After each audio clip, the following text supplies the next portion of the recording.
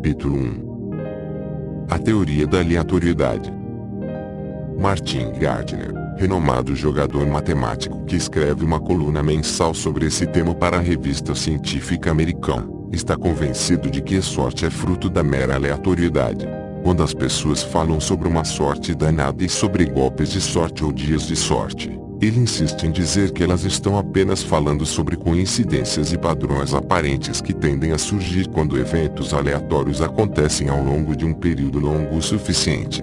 O matemático Horace Levinson expressa a mesma visão em Chance, Luck and Statistics, um dos poucos livros que consegui ler sobre probabilidade. Outro livro assim é a de Luck, The Theory of Probability, do professor de matemática Warren Haver, que concorda com Gardner e com o Dr. Levinson. Outros pensadores eminentes discordam, claro. Eles têm sua opinião formada, mas este capítulo pertence aos adeptos da teoria da aleatoriedade. Vamos ver o que é essa teoria e por que ela faz sentido para eles. Alguns anos atrás uma mulher chamada Veronetic, que joga bridge em Princeton, Nova Jersey, conferiu as cartas que acabara de receber e quase esnagou. A mão continha todas as 13 cartas de ouros. No começo ela achou que tivesse sido vítima de uma pegadinha que os jogadores de bridge gostam de pregar uns nos outros, mas ela não saíra da mesa desde que as cartas foram embaralhadas, e, finalmente, concluiu que esse não era o caso. A pessoa que dera as cartas, à sua direita, abriu o jogo com 2 cartas de copas. Obviamente, as outras 3 mãos não continham cartas de espadas. 7 copas ou espadas teriam superado sua mão, e seriam até possíveis. Ela imediatamente apostou um grande slão de ouros e prendeu a respiração. Seus oponentes optaram por não pagar para ver, e o grande slão era dela, um Laidon. Ela sem dúvida se lembrará dessa mão espetacular para o resto da vida. Naquela noite a sorte estava com ela. Sorte. O pessoal da teoria da aleatoriedade discordaria. Quando alguém chega perto deles falando sobre sorte no bridge ou em qualquer outro jogo de cartas, eles enfatizam que toda mão possível tende a sair mais cedo ou mais tarde. Eles podem até, atendendo a pedidos, apresentar um cálculo matemático fazendo uma estimativa da frequência em que mãos como a de Veronetic pode ser esperada. É mais frequente do que a maioria de nós imagina. Existem aproximadamente 635 milhões de combinações de cartas possíveis de ter a mão no bridge. Dessas, 8 podem ser chamadas de mão perfeita, embora algumas sejam mais perfeitas do que outras. Para começar, existem 4 mãos perfeitas sem trunfo. Uma dessas conteria 4 ases, 4 reis, 4 rainhas e um dos 4 coringas. Qualquer uma dessas combinações de cartas seria, sem dúvida alguma, considerada perfeita, porque nenhuma aposta poderia cobri-la. Um pouco menos perfeitas, em ordem descendente, estão as combinações contendo todas as cartas de espadas, copas, ouros e paus.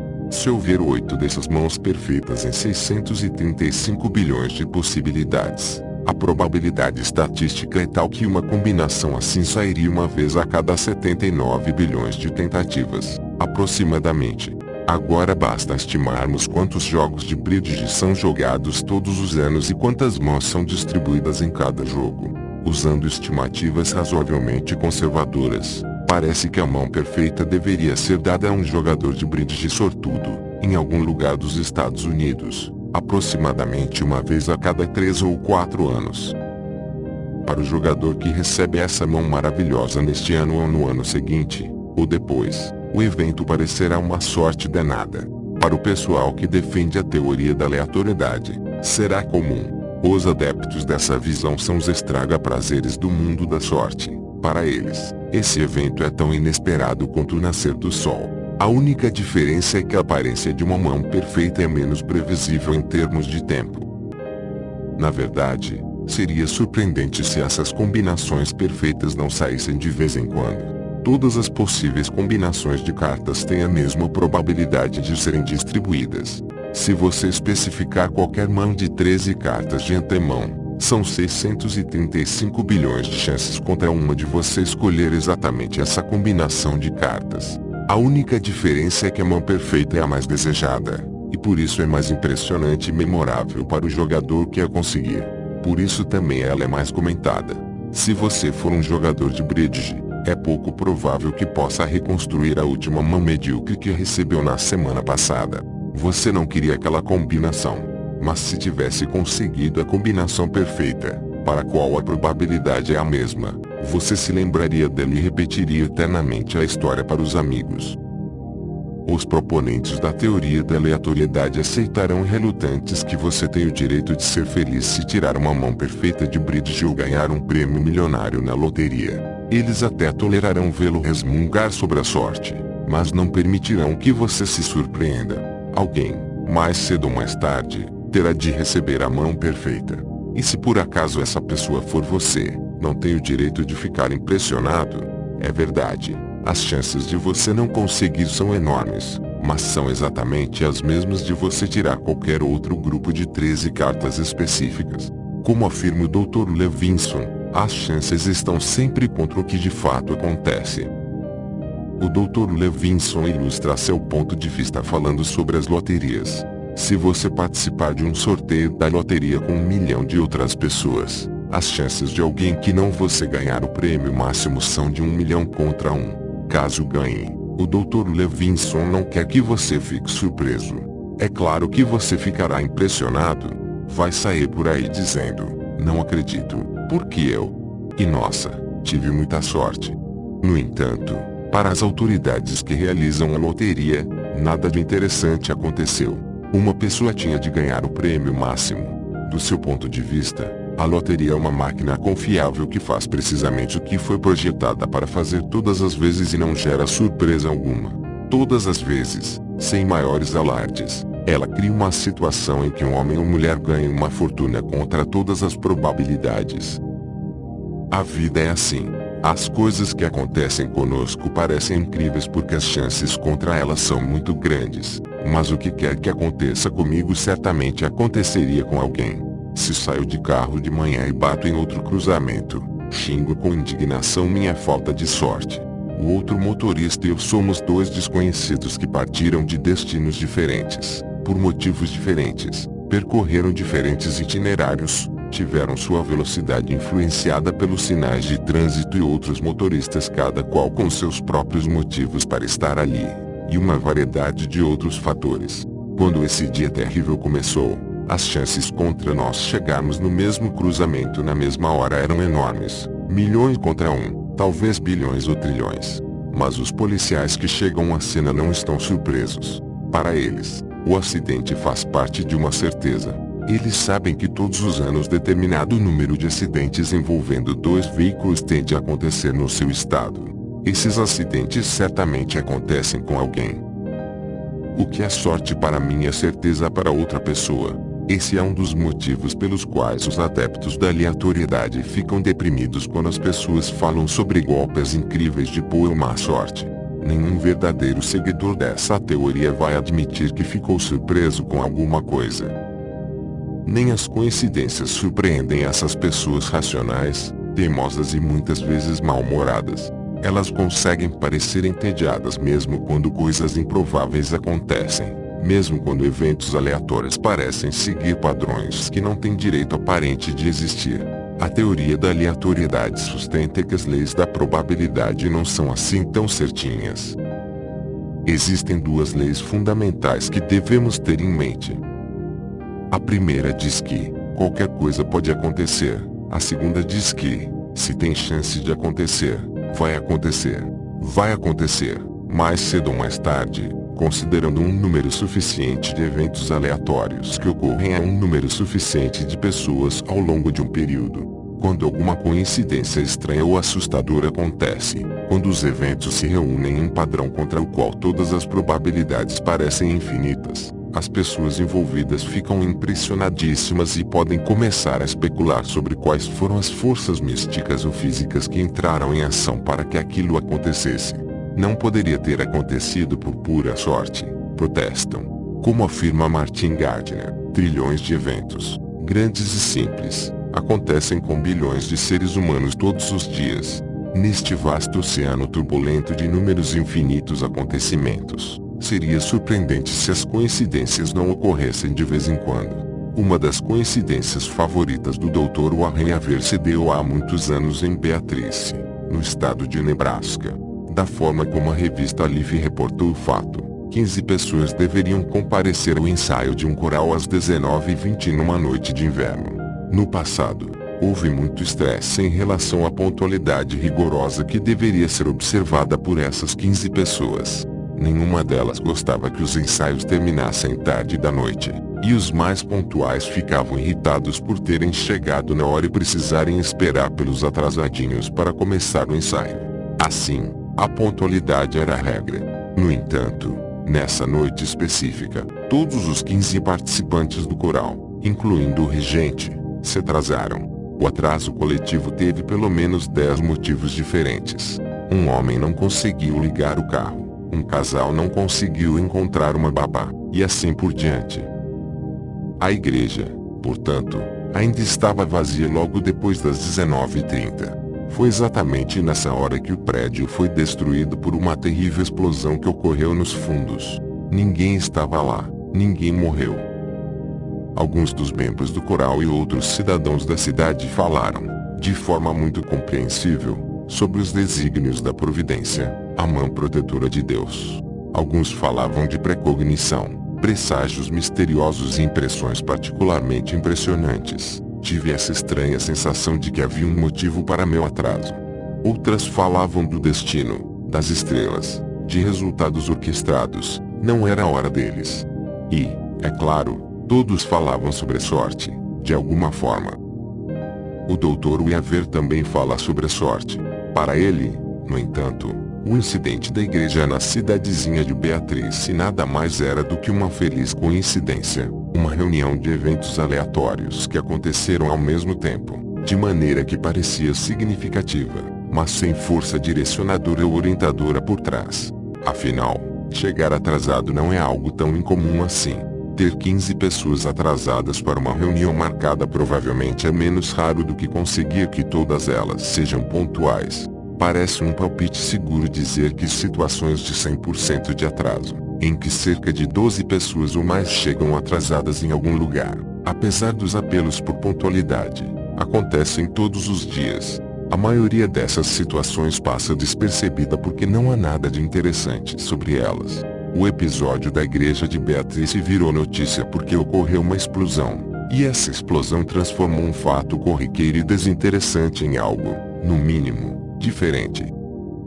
Dr. Weaver relata também um caso de coincidência mais comum, mas de certo modo mais surpreendente, envolvendo um homem chamado Kenneth Brison, passando por Louisville, no estado de Kentucky, em uma viagem de negócios. Brison decidiu, por impulso, fazer uma parada de um dia e passear por aquela linda cidade.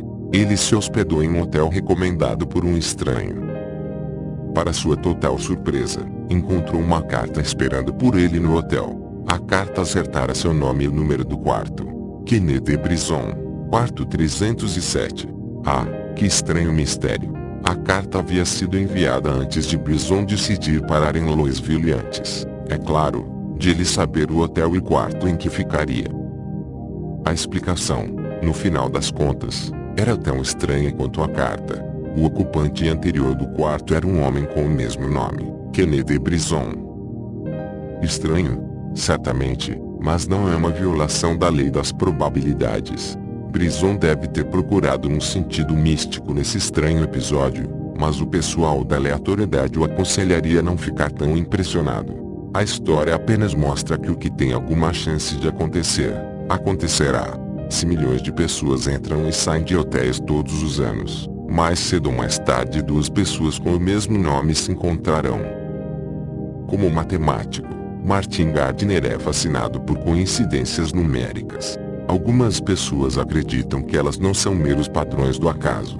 Gardner, sendo adepto da aleatoriedade, e ferrenho defensor dessa teoria, insiste nesse ponto. Ele se lembra de um incidente em que um trem urbano de Nova Jersey caiu em Newark Bay, matando muitas pessoas. A história foi muito noticiada na imprensa. Uma foto impressionante mostra o último vagão do trem sendo retirado da baía, e o número estava claramente visível, 932. Entre aqueles que se interessaram pelo número estavam vários milhares de apostadores profissionais de Manhattan. Pessoas que jogam com números em geral atribuem um significado místico a números que aparecem no noticiário. Para eles, o 932 que apareceu com destaque nas manchetes dos jornais era um sinal claro para apostar. Milhares de pessoas apostaram naquele número aquele dia, e, surpreendentemente, esse foi o número sorteado. Avaliação de Martin Gardner. O número místico 932 apareceu em 2 locais por puro acaso, e não em virtude de forças ocultas. Essas coincidências já aconteceram antes e continuarão a acontecer. Coincidências acontecem com todo mundo. A maioria delas é trivial e não gera nada além de uma surpresa momentânea, um sorriso ou um encolher de ombros. Algo faz se lembrar de um amigo há muito tempo distante quando, de repente, toca o telefone e é esse amigo. Você encontra uma palavra que nunca viu antes, procura o significado no dicionário e, nos próximos dias, a palavra aparece em praticamente tudo que você lê. Você está procurando emprego há meses e nada aparece, quando, de repente, surgem 3 ofertas no mesmo dia. Essas são experiências humanas comuns. Fazem parte de evidências oferecidas em apoio a algumas teorias intrigantes e difíceis de comprovar sobre a sorte, mas para os discípulos da aleatoriedade, elas ilustram a maneira como operam as leis da probabilidade. Como iconoclastas da sorte, os adeptos da aleatoriedade estão sempre na posição de eliminar qualquer manifestação poética dos outros. Um golpe de sorte é sempre surpreendente e misterioso para o homem ou mulher que o vivencia. E muitas vezes origina especulações religiosas, ocultas ou físicas. A teoria da aleatoriedade demanda de seus discípulos que reprimam a especulação onde quer que a encontrem. Nunca conheci alguém que tenha desdenhado abertamente da sorte, mas é comum ouvir um comentário sarcástico por trás de suas palavras, como a lembrança do sinal da escola tocando quando já está na rua se divertindo. Essa posição filosófica inevitavelmente dá margem a certa qualidade irritável nessas pessoas, certa falta de alegria e verve. Elas estão sempre dizendo, não é tão interessante quanto parece. Às vezes essa avaliação, não tão interessante, é subjetiva. Outras pessoas, ao analisarem a mesma situação com base em outras perspectivas, talvez a considerem interessante, e muitas delas acreditam ter bons motivos para isso. Por exemplo, considere as dificuldades enfrentadas por Marina Dig, uma esquiadora suíça participante das Olimpíadas de Inverno de 1976, em Innsbruck, na Áustria. Ela era uma das esquiadoras mais observadas naquele evento de estrelas, pois era detentora de vários prêmios, aparentemente com excelentes chances de conquistar medalhas em mais de uma modalidade, inclusive no slalom. Pelo que pareceu ser uma falta de sorte tremenda, ela voltou para casa de mãos abanando. Logo depois de chegar a Innsbruck, Mariana Dig perdeu seu amuleto da sorte que levava consigo havia anos, um pequenino par de esquis de ouro. Era uma bijuteria barata, que só tinha valor sentimental e provavelmente supersticioso. Alguns dos amigos ficaram apreensivos com a perda. Ela disse que não ficou preocupada. Quando chegou a Innsbruck, planejando treinar todos os dias, foi logo abatida por uma onda de azar na forma de uma gripe. Ficou de cama alguns dias. Antes da competição estilo livre, Nadig conseguiu levantar da cama e sair para praticar. A onda de azar continuou. Ela escorregou e deslocou o ombro. A distensão foi tão grave que ela teve de abandonar a disputa. Ainda havia o slalom. Ela começou a descida, aparentemente em boa forma. De repente, a ponta de um de seus bastões soltou. Com coragem admirável, tentou terminar a competição. Mas era uma pista difícil, mesmo para um esquiador com os 2 bastões. Com apenas um, era impossível.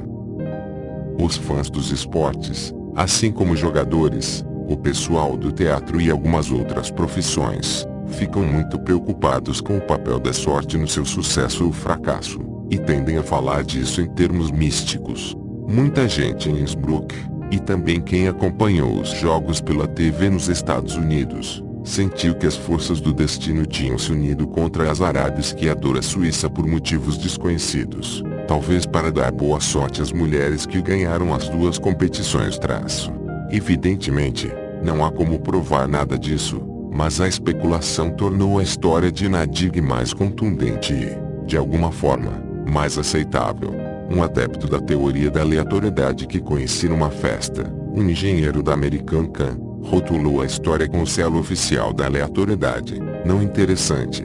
Ele observou que havia uma epidemia de gripe na Vila Olímpica naquele período, por isso não havia surpresa alguma no fato de certa esquiadora suíça estar entre os infectados. Especulou que o ombro deslocado, seu outro grande azar na competição, pode ter resultado de sua fraqueza e fragilidade gerais, resíduos da forte gripe que a derrubou.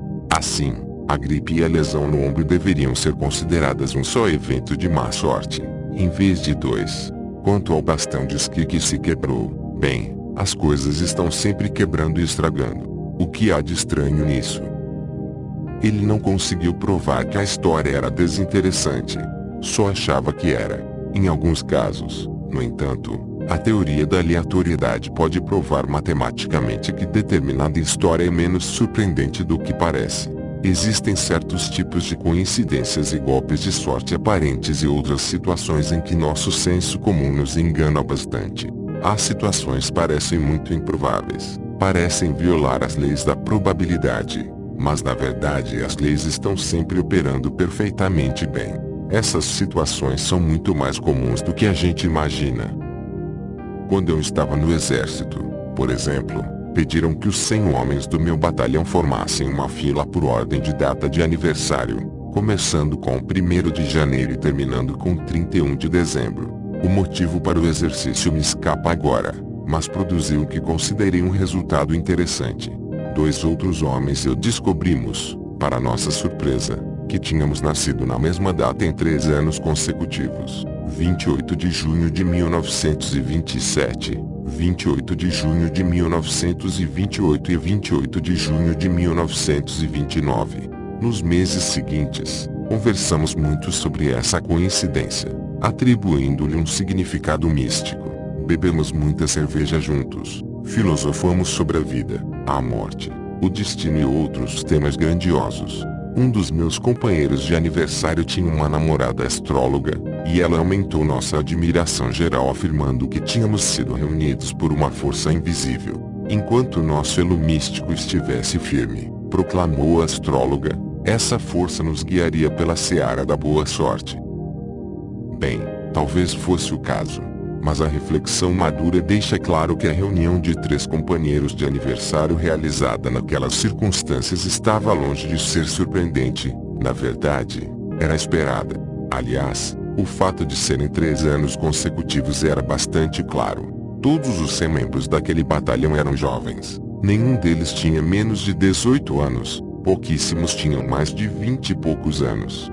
Praticamente todos tinham nascido entre 1926 e 1930. Isso explica a coincidência dos anos. Quanto ao mês e dia de nascimento, 28 de junho, essa aparente coincidência era uma demonstração de algo chamado paradoxo do aniversário, com o qual os pupilos da lei da probabilidade gostam de confundir as pessoas. Não há necessidade aqui de entrar nos detalhes matemáticos do paradoxo aqui. Mas parece que o encontro de pessoas com datas de aniversário coincidentes é muito mais provável do que nossa intuição ou senso comum conseguem perceber. Basta reunir 23 pessoas, e as chances são maiores do que 50 a 50 de haver pelo menos um par de pessoas no grupo que nasceram no mesmo dia. Com 50 pessoas, as chances a favor desse resultado são acima de 30 para 1.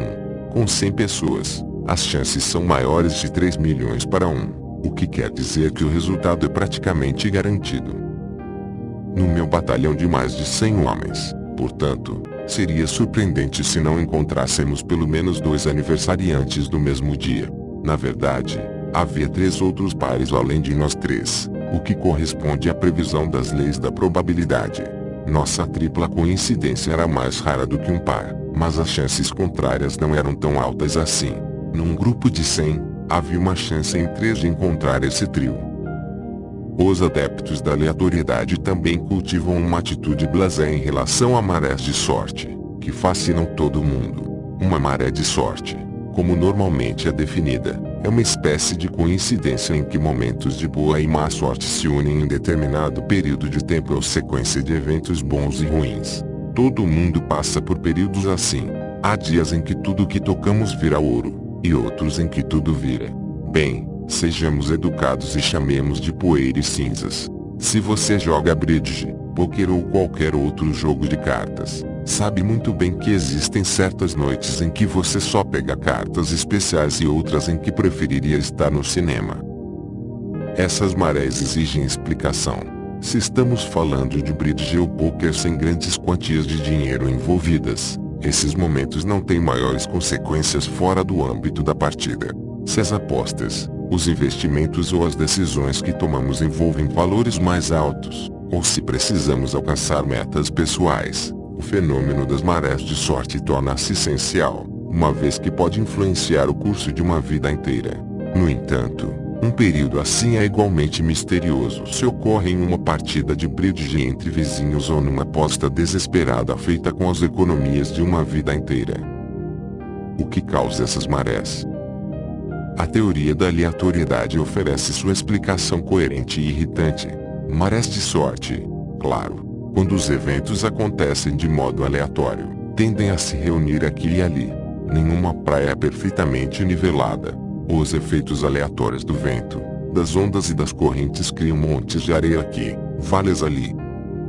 É até possível fazer previsões matemáticas sobre o grau e a frequência de tais agrupamentos. Se jogarmos uma moeda muitas vezes, esperamos que dê coroa praticamente metade das vezes. Quanto mais lançar a moeda, mais perto estará de alcançar a expectativa de tirar coroa 50% das vezes, conforme previsto pelas leis da probabilidade. Esse é o resultado de longo prazo esperado. Mas as leis de probabilidade não exigem que os resultados sejam alternados com perfeita regularidade, cara coroa. Pelo contrário, as leis prevêem que haverá períodos só de caras de vez em quando, e também de coroas. Se lançarmos uma moeda 1024 vezes, afirma o professor Weaver, podemos esperar um período em que dará coroa 8 vezes seguidas. Isso não é garantido.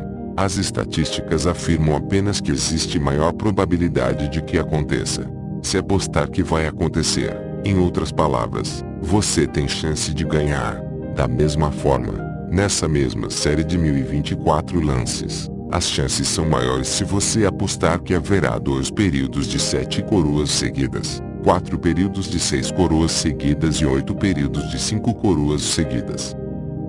As mesmas leis se aplicam a qualquer situação aleatória desse tipo ou daquele, o glamouroso e antigo jogo da roleta, por exemplo. Existem dezenas de maneiras diferentes de apostar na roleta, mas 3 tipos são iguais a lançar uma moeda. Você pode apostar no vermelho ou no preto, em números pares ou ímpares, ou em números altos ou baixos, 1 a 18 ou 19 a 36. Essas são as chamadas apostas externas even money. Se você apostar $1 e ganhar, receberá outro dólar e dobrará seu dinheiro.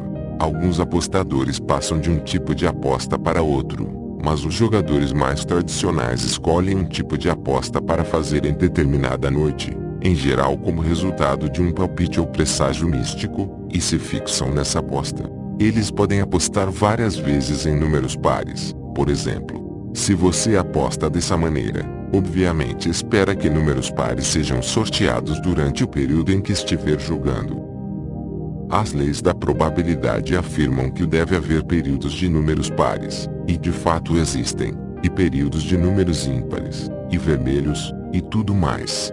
Em Monte Carlo, certa vez, os números pares saíram 28 vezes seguidas. Se você estivesse lá naquela noite e tivesse começado a apostar $1 em um número par, deixando o dinheiro fluir solto, de modo que ele dobrasse a cada vez, depois da 28ª rodada, teria ganhado pouco mais de $134 milhões. Os limites do cassino quanto ao tamanho das apostas teriam proibido esse procedimento, mas ainda assim a gente sonha com ele. Se tivesse continuado a apostar na 29ª rodada, no entanto, teria perdido tudo, incluindo o seu dólar original. É triste pensar nisso, mas ilustra bem uma desvantagem da teoria da aleatoriedade. A teoria nos diz em geral o que esperar, mas nunca prevê quando. A lei da probabilidade nos diz que a chance de um número par ser sorteado aproximadamente 28 vezes seguidas é de 1 a cada 268 milhões. Mas esse conhecimento pouco nos ajuda na hora de fazer a aposta. Não dá para saber quando aquele período vai começar. É praticamente certo que ocorra de novo, em alguma roleta, em algum lugar e em algum momento, se as pessoas continuarem a apostar na roleta. Mas ninguém sabe se vai acontecer este ano em Las Vegas ou daqui a um século em algum cassino ainda não construído. Além disso, se um período de números pares se prolongar para 4, 5, 6 vezes seguidas, não existe como saber quando vai parar. Se você está no começo de um período desses com o número 28, será que deveria continuar apostando nele? Ou será que a maré do 28 vai parar na sexta vez, e você deveria pegar o que ganhou e parar? Quando é a hora certa de começar a apostar ou de parar? Quanto tempo vai durar a maré de sorte? A teoria da aleatoriedade não tem respostas a oferecer. Admite total incompetência diante dessas questões. A sorte é um elemento não gerenciável na teoria da aleatoriedade. Não gerenciável quer em jogos de azar, quer nas questões mais sérias da vida, que por si só é um enorme jogo de azar. A teoria pode anunciar as chances contra e a favor de determinado desfecho, mas para por aí, desconcertada. Quando contei a Martin Gardner que escreveria um livro sobre a sorte, ele me desaconselhou. Achou o tema amorfo demais. À luz da teoria da aleatoriedade, evidentemente, a sorte é algo que acontece. Não há nada sensível que possamos dizer ou fazer a esse respeito. Os jogadores profissionais, que lidam todos os dias com a essência destilada da sorte, tendem a sentir, por esse exato motivo, que falta algo nessa teoria. A maioria acha que o elemento da sorte pode ser mais bem administrado do que o proposto pela teoria. A sorte para eles é mais tangível, mais real, algo que tem existência separada, em vez de ser só um rótulo para os resultados de eventos aleatórios. Uma dessas pessoas é o Major Ridley, presidente do Dunes Club de Las Vegas. Alguns anos atrás, ele escreveu um texto fascinante, intitulado The Weekend Gambler's Handbook, um guia para jogadores de fim de semana, e fez a seguinte reclamação: a sorte é o único elemento que raramente é incorporado à teoria das apostas. Compreender os meandros da sorte é uma parte tão importante do jogo quanto saber avaliar as suas chances de vitória.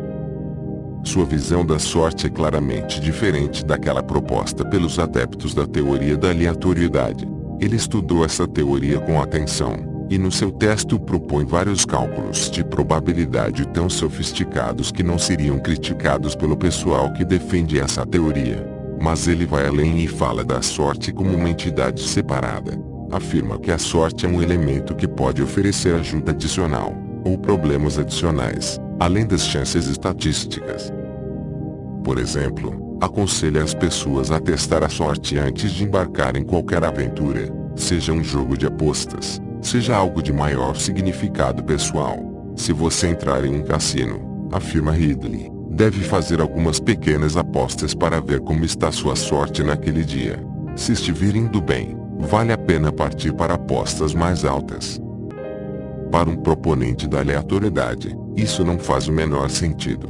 O fato de ter tido uma maré de sorte, afirma a teoria da aleatoriedade, não é indicação alguma de que ela continuará.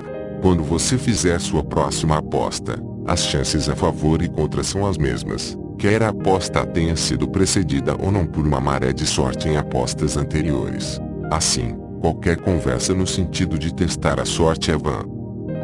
Não para o Major Ridley, no entanto, nem para muitos outros apostadores, especuladores de investimentos e pessoas que gostam de correr riscos em geral. Ridley insiste que a sorte é uma força misteriosa que de alguma forma, ele não sabe como, aumenta ou diminui as chances a favor de determinada pessoa em determinado período de tempo. Existem pessoas que acham que sabem, mas Ridley, modestamente, não apresenta teoria alguma sobre o tema. Afirma apenas que as marés de sorte, quando chegam, podem ser previstas com antecedência e, dentro de certos limites, podem ser gerenciadas. Ele conta a história de um jornaleiro que numa noite resolveu tentar a sorte no cassino de Dunes com $20 no bolso. Ele fez algumas pequenas apostas em uma mesa de craps, um jogo de dados. Ele ganhou as apostas. Para Ridley, que estava bem ao seu lado, esse era um sinal de que a sorte do jornaleiro estava boa naquela noite. No jargão dos apostadores, o sujeito estava quente. Assim, Ridley aconselhou a fazer apostas cada vez mais altas. O jornaleiro continuou com sorte e ganhou várias vezes. A maré de sorte foi bem aproveitada. Mas agora temos uma nova pergunta para responder. Quando ela pararia? Será que o jornaleiro deveria continuar apostando valores cada vez mais altos e arriscar perder tudo caso a maré acabasse de uma hora para outra? Ridley sentiu que a maré estava baixando e insistiu com o jornaleiro para que ele parasse de apostar. O homem não queria, mas sua sorte estava tão boa naquela noite, segundo Ridley, que ela mesmo assim encarregou de resolver o problema. Ele estava bebendo há horas e acabou desmaiando. Quando acordou no dia seguinte, durante o café da manhã, recebeu de Ridley os ganhos da noite, $21.265 mil. Os defensores da aleatoriedade reconhecem que tais aventuras podem acontecer até com frequência, mas são céticos quanto à possibilidade de detectarmos com antecedência e gerenciarmos marés de sorte no sentido descrito por Ridley. Na sua interpretação dos ganhos do jornaleiro, eles diriam que o rapaz ganhou porque houve um padrão favorável de eventos. Nada causou esse padrão favorável. Não houve nada que tenha aumentado a probabilidade para esse padrão ocorrer naquela noite em vez de em qualquer outra, nem especificamente com o jornaleiro ou com outra pessoa qualquer. A própria ideia de alguém ser pé quente no sentido atribuído aos apostadores é absurda para um discípulo da aleatoriedade. Quando dizemos que alguém tem pé quente, de modo implícito afirmamos que essa pessoa tem temporariamente mais sorte do que o normal. Essa propensão para a sorte não existe no universo da aleatoriedade. Harry Walden é um jogador crônico e praticamente um perdedor crônico. Ele tem 55 anos, nunca se casou, mora sozinho e afirma que não se importa com isso. É um homem pequeno e magro, com um nariz avantajado e um sorriso envolvente. Já trabalhou como motorista de ônibus, taxista, motorista de caminhão e vendedor de sapatos. No momento, está desempregado. Para ele, isso não é problema, pois tem mais tempo para visitar Yonkers, Aqueduct e outras pistas de corridas de cavalos perto de Nova York. Harry não teve muito sucesso na vida, e o mais estranho é que não tem vergonha disso. É uma figura realmente rara. Descreve sua teoria com grande entusiasmo e até certa graça ferina. É impecavelmente generoso quando tem dinheiro e não reclama quando não tem. Podemos dizer que é um homem desapegado da sorte que teve na vida. Ele a observa chegar e ir embora com algum interesse, mas sem grande envolvimento pessoal. É razoável supor que se importa, mas não parece se importar muito. Para ele, a vida é tão repleta de circunstâncias aleatórias que não é possível encontrar qualquer significado ou propósito nela. Em vez de tentar encontrar uma ordem na aleatoriedade ou de brigar com ela, ele dá de ombros e aceita as circunstâncias. Entrega-se à sua mercê apostando sempre que tem dinheiro suficiente para apostar. Às vezes a gente ganha, às vezes a gente perde, diz alegremente. Fiz muita besteira na vida. Fui preso algumas vezes, uma delas por roubar dinheiro para pagar um agenciador de apostas. Já fui recolhido das ruas bêbado e desgrenhado outras tantas. Mas não bebo mais. 3 anos atrás, um médico me disse: Harry, você tem 2 opções. Ou coloca uma rolha nessa garrafa ou não passa deste ano. Então, parei de beber na mesma hora. Falei com minha família e eles perguntaram por que eu não parava de apostar nos cavalos também. Eles vivem me dizendo: Harry, seu palhaço, se você conseguiu parar de beber, também consegue parar de jogar. Mas, veja bem, não vejo motivo algum para isso. Digo a eles: jogar não mata ninguém, não é? Continuo aqui, certo? Certo. Penso assim: todo mundo tem o direito de aproveitar sua própria forma de diversão inocente. Além disso, talvez um dia eu acerte e ganhe muito dinheiro. Só assim mesmo para eu ganhar dinheiro.